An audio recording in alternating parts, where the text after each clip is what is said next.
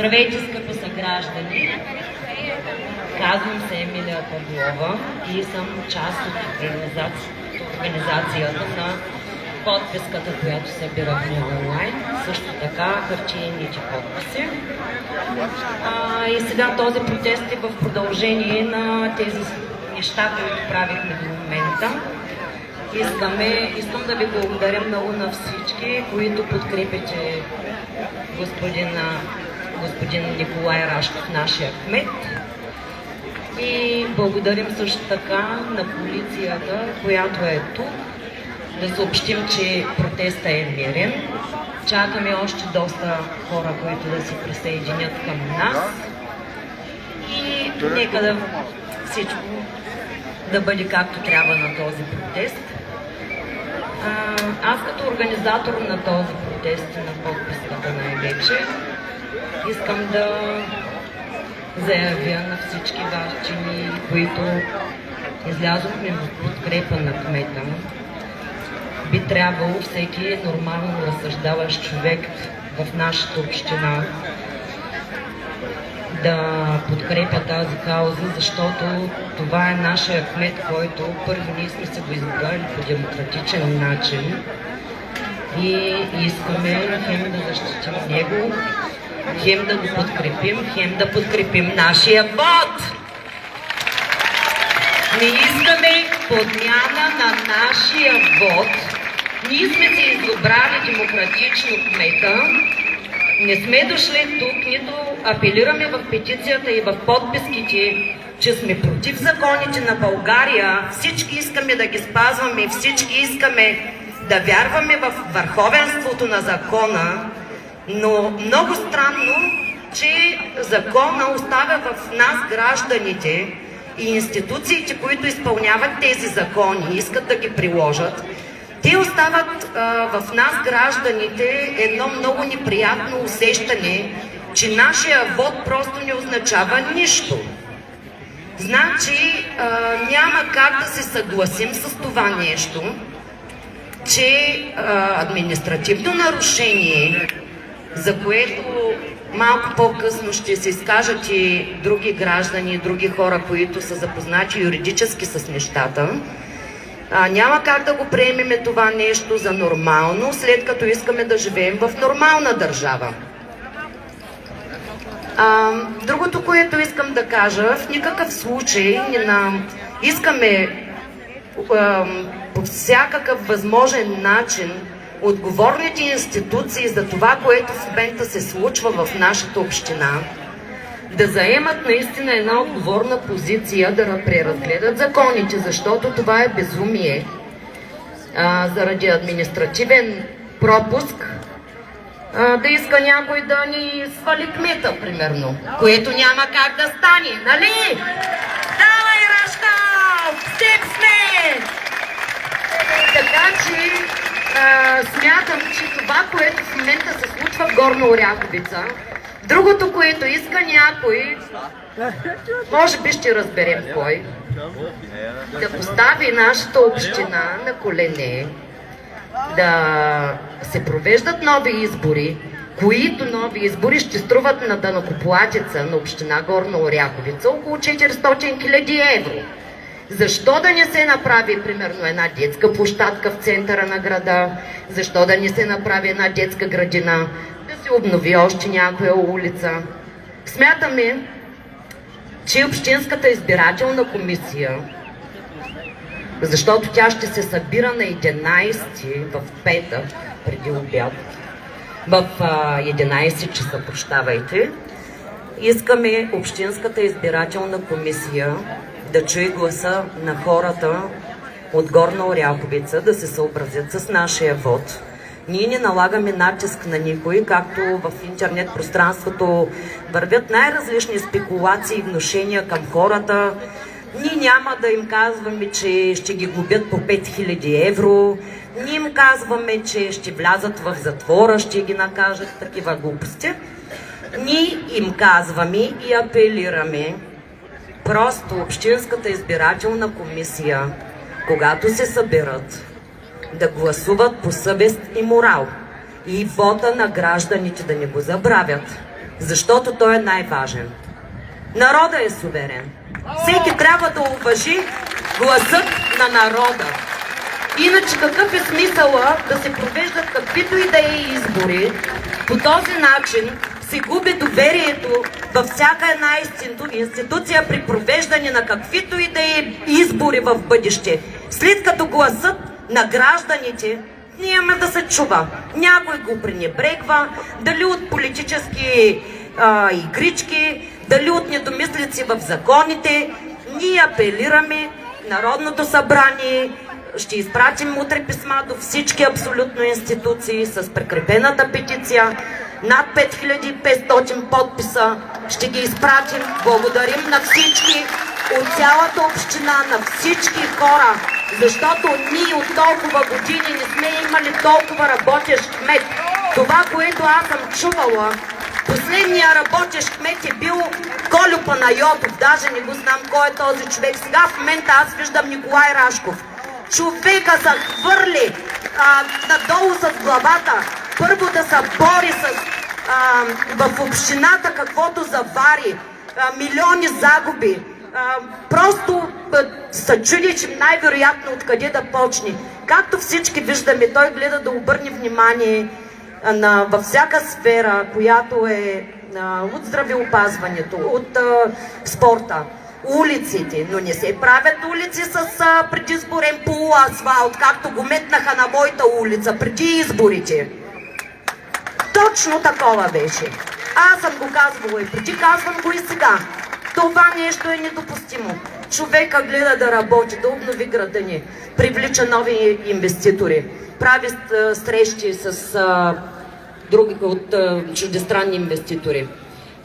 Също така за летището. Да кажа за летището, защото днеска имаше пост за летището, който ме засигна лично, но както и да е. Всички виждаме, че гледа да работя с пълна сила. Целият екип на общината в момента всички искат да работят за благото на Горна Оряховица, което нас само може да ни радва, защото да не забравяме, града ни беше потънал в мръсотия, в разруха, нищо не се случваше, младите хора избягаха по чужбина. Това, което е хубавото, че децата ни започнаха да се прибират, защото виждат разликата от преди и сега. Тук са, за което аз съм много щастлива. Моята дъщеря също преизбра Горна Оряховица, след като се прибра и видя, че града просперира и реши да се прибере с моето внуче. Тук съм. Има за младите хора особено е хубаво да се развива града и просто те да живеят щастливи. Сега да ви кажа честно, доста хора, които ме срещаха през тези дни по улиците, казаха, че ще искат да се чуе техния глас. Просто хора от обществото нашето. Така че, ако поканили сме господин Огнян Стоянов като председател на Общинския съвет да разясни нещата, да каже директно за какво става въпрос, за да се спрат спекулациите от знайни и незнайни в интернет пространството, които хвърлят хората в просто неистини. За това заповядайте.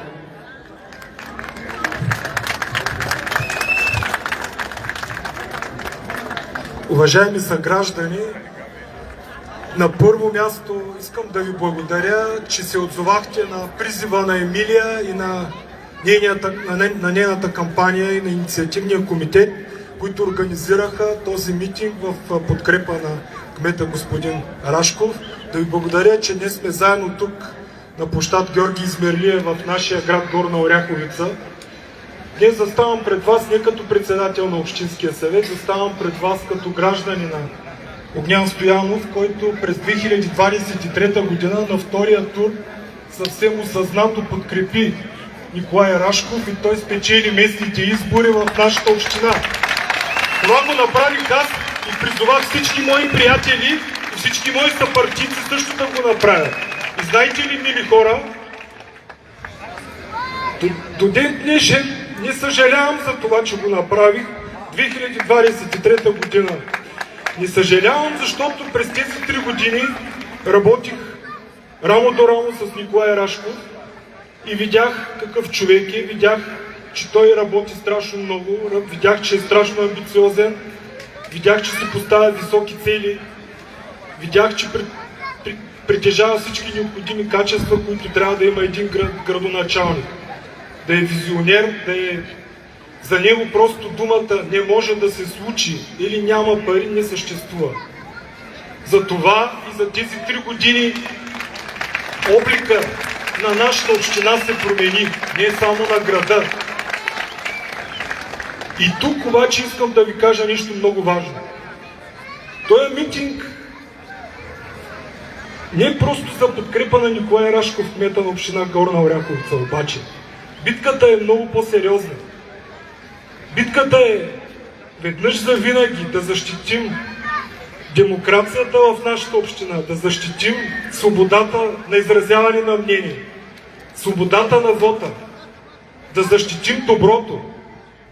Защото нима на нас не ни е ясно какво се случва през последните 3 години. Всеки от вас членува във всички фейсбук групи на община Горна Оряховица. 3 години. Целият екип, който управлява община Горна Оряховица и общинския съвет са заляти с тонове помия във всички социални групи. От фалшиви профили, от тролове, от всякакви измислени хора, които даже не живеят сред нас. Хора, до кога ще търпим тези злодеи да тровят нашата община, да тровят, да разделят хората, да настройват хората един срещу друг? До кога ще го търпим това нещо? До кога ще търпим хора, които изгонихме 23-та година, заради това, че всички знаят, че са корумпирани? Някой има ли съмнение, че старото ръководство беше корумпирано? Нали за това изгуби изборите категорично? Има ли съмнение някой в това? Може ли тези хора да бъдат морален стожер тук и сега, днес? Може ли тези хора с фалшивите си сайтове да плашат Общинска избирателна комисия, че ако гласували против отстраняването на Рашков, ще ли да попадат под ударите на закона? Няма такива закони в България, уважаеми мили съграждани. Те искат да поставят Общинската избирателна комисия не да вземе решение, което е на база на събраните факти, доказателства, преписки, въобще на спазване на всички процесуални правила. Не на тази основа. Искат да поставят в страх членовете на Общинската избирателна комисия, за да може те да отстранят нашия кмет. Ще им позволим ли това да се случи? В петък призовавам всички вас в 11 часа да бъдем тук пред общината, за да дадем кураж на Общинската избирателна комисия да не позволи този произвол. Благодаря ви и победа!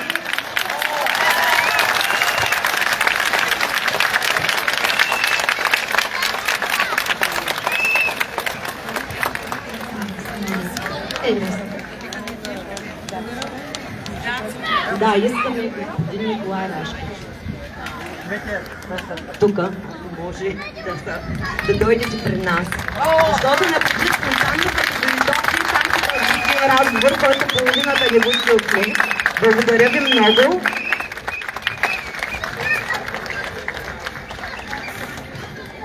Аз искам първо да благодаря на всички вас, млади и стари, хора трудолюбиви, работещи, които дават брутни вътрешен продукт на този град. Дали съм виновен? Вероятно да. След като многоуважаемия български съд е отсъдил това. Но морално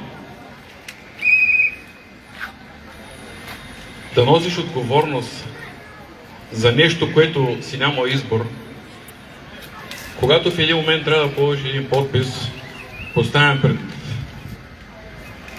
отпред пред пропаста, а отзад за тебе някой, който иска да те бутне. Ако не бях подписал, вариантът беше такъв: ще ме подведат под отговорност, че ощетявам хазната, като отказвам да влязат тези средства вътре в общината, включително и с спестяване на данъци на частна фирма. Много случаи има в България с правосъдието и извадени и показани за всичко, което се е случило преди още да стана кмет. Този търг беше проведен на 2 август, 3 месеца преди въобще да стана кмет. Даже не съм знал, че ще бъда такъв.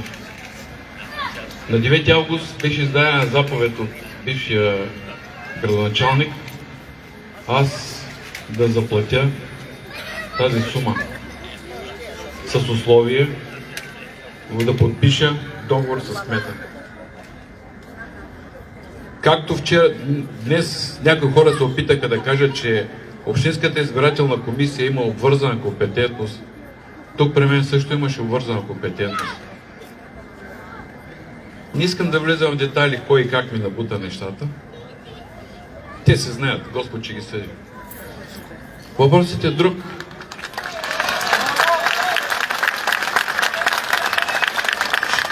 Още с влизането ми беше представена справка, че общината няма да има възможност да се заплати за заплатите за декември. И казах спокойно, сега ще влязат от бившата ми фирма парите и всичко ще бъде наред. Така стартирах. 3 години аз нося този дамоклев меч над главата си. 3 години съм го разправил с мен.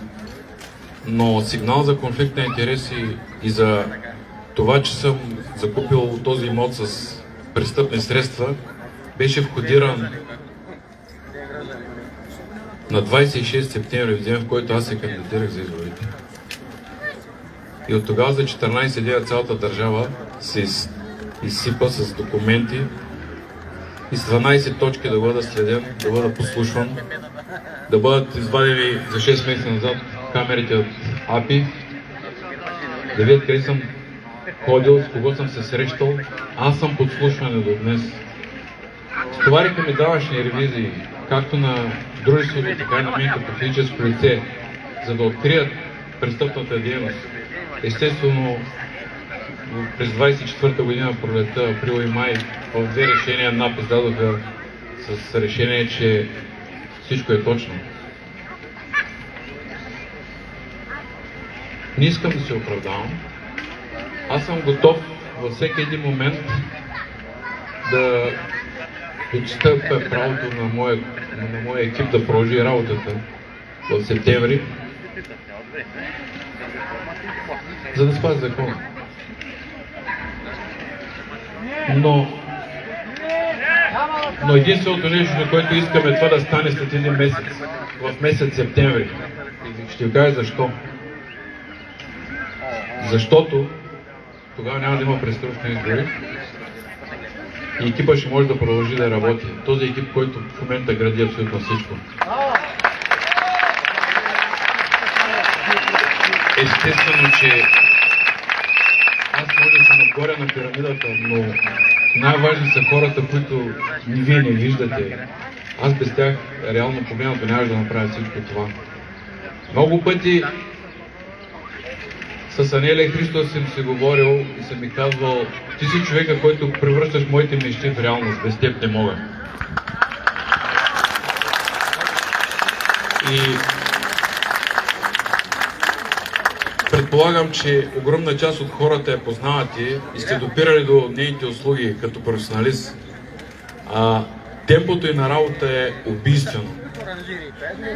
Затова всичко успяваме да направим, да препроектираме.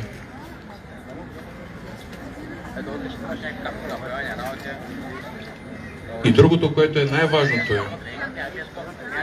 защото някои хора в момента наистина са жадни за власт, и са готови да пожертват 4 до 500 хиляди евро на нашата хазна, защото по закон частични избори се плащат не от държавния бюджет, а от сметките на вашите сметки, моите сметки, от нашите данъци.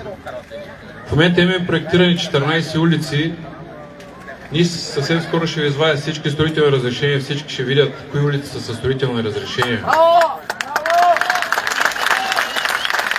в които 14 улици са с 750 хиляди евро цена за водопроводите. Ние водопроводи ли ще правим или ще правим избори? Нас не ни е страх от избори. Ако трябва, пак ще се явят и колегите и ще ги спечелят, защото знам подкрепата на хората. Но защо трябва ние да стигаме до там? Каквото значи един месец? За някои хора е място да сложат тяхното знаменце, но са сложили тигана преди да са хванали рибата, бих казал. Но не искам всичко това да бъде за сметка на вас, на мен. Най-гротеското в случая е, че няколко прокурорски преписки има по ужасяващи престъпления и се ги прехвърлят само от прокуратура на прокуратура. Искам изключително много да благодаря за полицията на България, които видяха това нещо и видяха какво се случва. И отговорни полицаи пристигнаха при мен и ми казаха: адресирай ни преписката при нас, за да можем ние да натискаме да се предвижи това престъпление. Днес в 17 часа беше изпратен от тях и го посрещам. Защото не е нормално в община Горна Оряховица да плати 400 хиляди лева за 30 лампи и ти да не понесеш отговорност. И всичко това да се върти от районна и окръжна прокуратура и обратно. От 2024 година. Не е нормално човек да придобива собственост. Аз съм платил 8 декара за 600 хиляди лева. Не е нормално в квартала на богатите един господин, който добре го познавате, да намери 3 свидетели и да направи обстоятелствена проверка за най-скъпата част в квартала на богатите. И той като кмет на общината да подпише, че няма собственост, общината не е собственост, а той е длъжен по закон да го актува. И с 3 свидетели, от, да не казвам какъв происход, е предоставен на тях. След един месец тези 5 декара отиват в негово постоянно лице за смешната сума от 50 хиляди лева. А това постоянно лице е същото, което е прехвърлило соларен парк на дъщеря му. И всичко това нещо се скрива. Неудобни сме, защото искаме справедливост за този град, искаме парите на Горна Оряховица да остават тук. Това е истината. С моето махане няма да приключи света, но устрема на нашия град ще бъде прекършен и пречупен. Истината е, че в началото на мандата започнах да натискам за летище Горна Оряховица. Отначало всички ме викаха: си луд, какъв си ти провинциален кмет? Откъде на къде можеш да искаш тези неща? С министър се карах, особено с министър на транспорта тогава. Заяви ми в прав текст: аз имам един пенкелер, който ми плаща 70 хиляди лева концесия. Ако ще ми водиш друг пенкелер, не ми трябва. Всички хора знаят в момента какво се случва и какво се прави по индустриалната зона. Проектирането е почти готово. Парите са подсигурени. Има инвеститори, които чакат в засада, той един е тук, които искат да го напълнят с високотехнологични инвеститори и са готови веднага да го купят.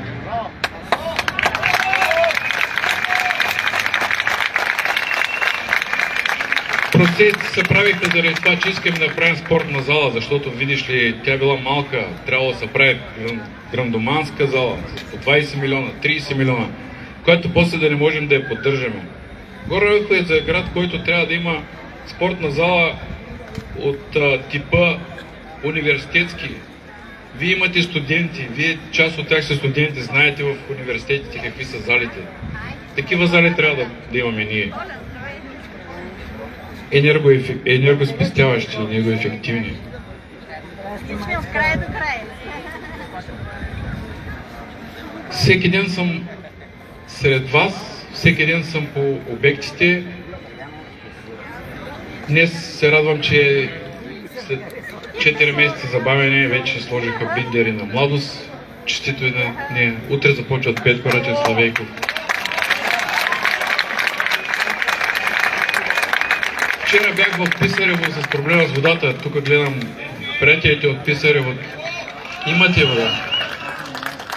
Благодарим за подкрепата. Вчера ми казаха, срамно е, че сме дошли тук и се оставяме парите в нашото село, в нашата община. Построили къщи, палати, да ви зайде. Като видях, аз се хванах за главата. Бани направили по 50 000 евро, бани. Работили в Холандия, в Германия, къде ли не. И накрая нямат вода да се изкъпят.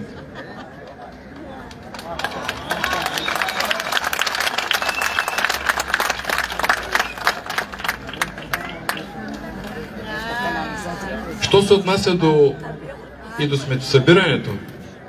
Започна така, че сметосъбирането е лошо, не се изхвърля, че аз съм подписал договора. Знаете ли, договора го подписаха на 1 септември 23 година, а срока му предния беше март 24 година. Беше подписан нов договор за сметосъбирането 2 месеца преди изборите на двойно по-висока цена.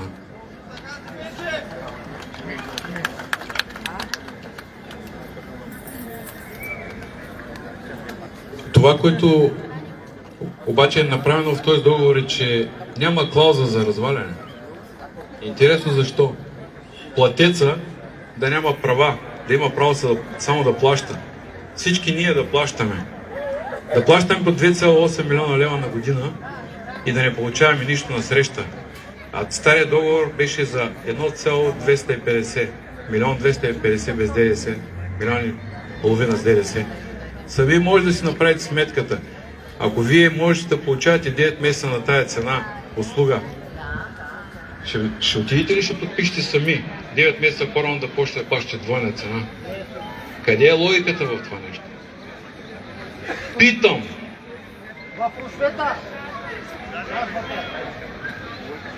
На 1 септември 28 година договора изтича и ви гарантирам, че от тая дата, ако екипът, който работи в тази община, ви гарантирам, че повече няма да има външна фирма. Лясковец приключи договора и също се го взеха. Само оттам губим на година по половин милион лева ДДС. Ако общината сама си поддържа чистотата, това ДДС няма да влиза в София. Ще остава тук. Вие сами си направите сметка колко техника ще се купи за това нещо.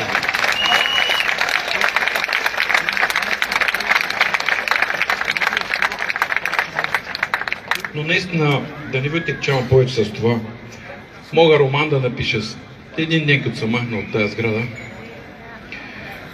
Може би след петък мога да напиша доста романи. За как се фалшифицират актове за собственост на общината и се вадят клаузи, член 19, и се лъже Общинския съвет да се гласува продажба на тези земи. Как всичко е продавано по 1 лев на декар. А в момента Много хора купуват имоти от Горна Оряховица. И всички знаят, могат да видят какви са цените на търговете. Защото ако ние ги продаваме земите безплатно, ще можем ли да си позволим да градим, да строим? Първото нещо, което си казах е, като вляза, първото нещо, което ще направя, тези пейки умрелки, които бяха тук за по 20 лева, да ги сменя, защото този град не заслужава и тези хора, които дойдат на център, не заслужават да стоят на тези умрелки, които са за гробищата.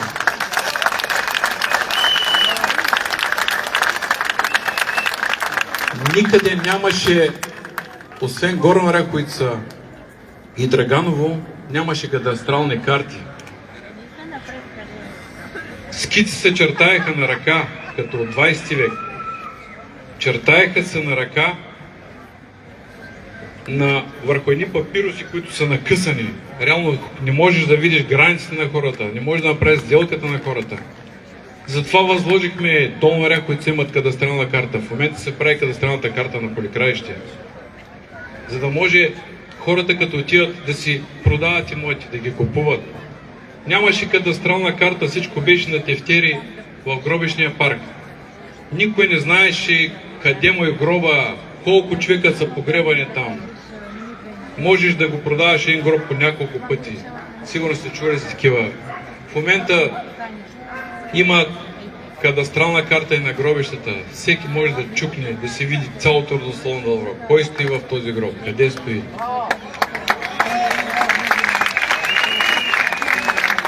Защото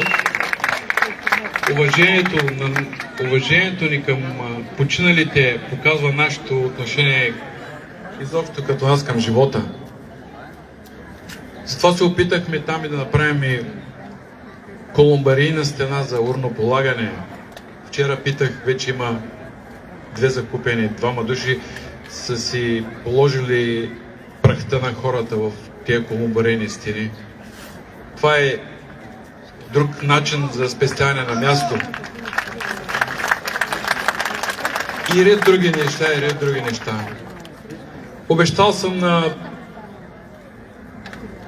улица Пенчо Славейков да бъде направена. Днес тъкмо обсъждахме нея. И понеже цените стават много високи и се чуехме как да я правим с Анелия, но ще намерим начин какво да направим. Понеже преди време е правена канализацията на тази улица и наводнява сградите. Но тази улица е еманацията на некадърността. Тази улица е най-гротеското нещо на Горна Оряховица. Да не говоря, те са още десетки хиляди километри. Всеки ма залива всеки ден с проблеми. Гарата Калтинец, нашите хора там са тотално изоставени. Съжалявам за тях, че още не сме започнали. Всички са нетърпеливи, всички чакат Цар Освободител, Съединение, Антон Страшимиров. Да, мога да ви кажа само едно. Вие виждате на Бамеж водопровода си прави. С коли минават всеки ден. Горе-долу след 20 дена приключват и екипа, който прави там водопровода, отива на Антон Страшимиров. Там е 2 км водопровод. Почваме Антон Страшимиров. А друга група, която ще почнат колектора на Цар Освободител. Но всичко не може да стане наведнъж. Първо е бавен процес, муден процес е. Всичко това да го пипнеш, да го направиш. Отделно не можем и да затворим целия град, да го направим строителна площадка. Затова трябва да направим едни улици, да ги пуснем, след това да затворим други и други. Съвсем скоро, утре започват и довършването втория пласт асфалт на Петко Славейков, Петко Рачев Славейков, който е до обращалото с Лидъл, с светофара. Там ще стане една прекрасна улица. Искам да ви честитя на всички. И надявам се октомври, понеже Емилия много добре знае, наистина нейната дъщеря е назначена там на летище Горна Оряховица, но тя е една от 10. Бяха 400 кандидата. Аз не знаех, че е назначена даже. Видяха, когато ходихме на рекордите на Гинес за откриването. И видях, че се пуснала пост, че започва работа на летище Горна Оряховица. но момичето е завършило авиационен менеджмент. Така че нормално е такива хора да изберат.